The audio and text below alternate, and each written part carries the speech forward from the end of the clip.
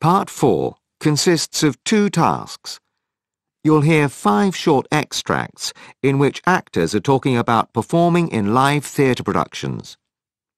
Look at Task 1. For questions 21 to 25, choose from the list A to H what each speaker usually does before a performance. Now look at Task 2. For questions 26 to 30, choose from the list A to H what each speaker says went wrong on a recent production. While you listen, you must complete both tasks. In the exam, you have 45 seconds to look at Part 4. Speaker 1.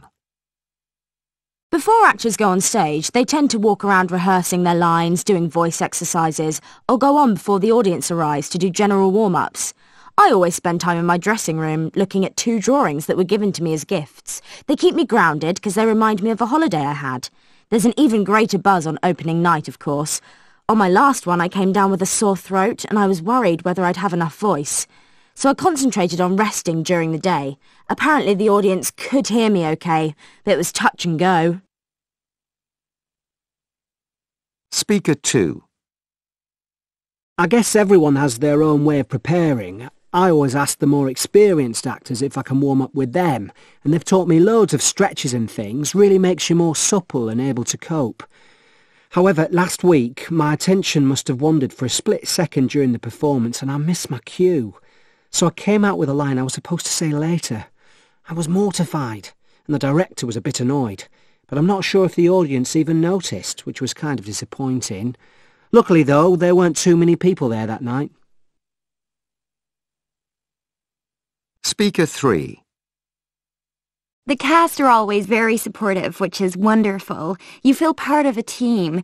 Loads of fresh flowers start arriving from the audience before the performance, and I'll usually pop into dressing rooms putting little notes or candy on people's tables. It helps us all to bond, I think. The worst night, of course, is when the press come.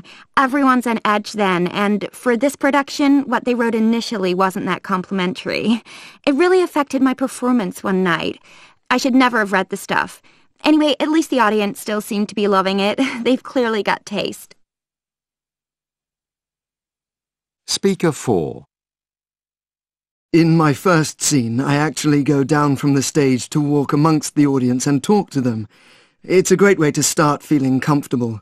One night, though, I must have been looking at them and not where I was going. I missed a step and stumbled on the way down. It really spoilt my grand entrance. Luckily, it's meant to be a comedy. But some of the laughs we get rely entirely on the props on stage, so although the stage manager is brilliant at all that, I still find myself walking up to have a look prior to curtain up. Silly, really. I'm making work for myself. Speaker 5. Although the play I'm in is a comedy, you can't guarantee that people will laugh, but then they'll laugh at the weirdest things. I'm always worried the noise will hold up the play. Yesterday was during a really sad bit, but then the actor looked around and saw a pigeon standing right behind him. It's an open-air theatre, so they constantly come in. I notice, though, as we move from rehearsals to press night, when reviews are imminent, that my preparations take longer. But there's a particular place I go in the courtyard where I can just catch the breeze. Really clears my head. After that, I'm ready for anything.